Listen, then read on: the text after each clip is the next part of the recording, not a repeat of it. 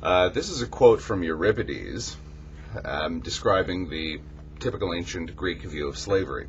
Slavery, that thing of evil, by its nature evil, forcing submission from men to what no man should yield. Now, the ancients knew what slavery was because it was an essential part of their civilization. To them, slavery was the worst possible fate that could befall a man or woman because you were simply losing control of your destiny, and it was being afforded to another human being. It wasn't just you're losing the control over your destiny to the gods or to the fates or whatever. Everyone was in that situation, slave or free. You are actually now at the whim of another human being. To them, that was the most horrible fate that could befall anyone, and I think that a modern person would agree. Now, the same people, the same poets and writers and philosophers and thinkers of the ancient world would also say, however bad slavery is, civilization is not possible without it. In order for me to sit here and compose my odes, or in order for a senator to go off to the Senate and debate high ideals with his fellow senators, there has to be a slave around, or probably several slaves, or even several hundred slaves doing the work, because without labor, nobody eats. So, it's this interesting dichotomy in that they said that slavery was horrible, but that if you didn't have slavery, then you wouldn't have civilization. So that is kind of just one of the tragedies of human existence. So they accepted slavery, even though they had moral objections to it. Now, the same kind of thing, I suppose, can be attached or can be brought to bear on the argument that taxation is slavery. The argument goes that if anyone has the right to my labor, I am therefore thereby enslaved by that individual.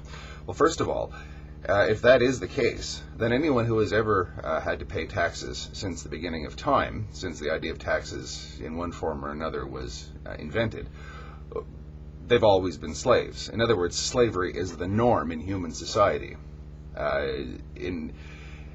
If you can come up with a society that never had any taxes and never had any notion of more or less involuntary contributions to the public good, i.e. shouldering your responsibility as a member of society, I'd be interested to hear all about it. I don't think anything like that has ever existed, or ever could exist, otherwise society wouldn't exist, and I don't think that society not existing is going to take place anytime soon. By the same token, nobody's ever liked paying taxes. Everyone, since taxes were invented, has complained about paying taxes. Again, you read about the ancient Greeks and Romans, about the rapacity of the taxmen coming and taking this, that, or the other from you.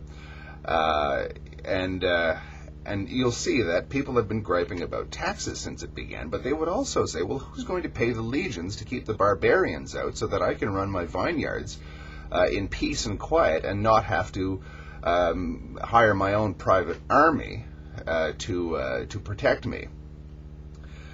So it's more or less that dichotomy. We know that taxes are not a nice thing. We know that forcible appropriation of someone else's property is not a nice thing. But all the evidence of history shows that civilization is not possible without it.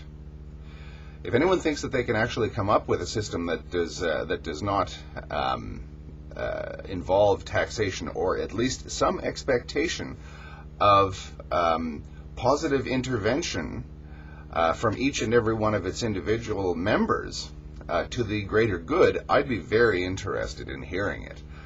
And I'd also like to hear about anyone who has any examples historically of a society that worked that way. We've never had such a society, and I simply, under the present realities of human nature, I can't imagine that we possibly could. Thank you.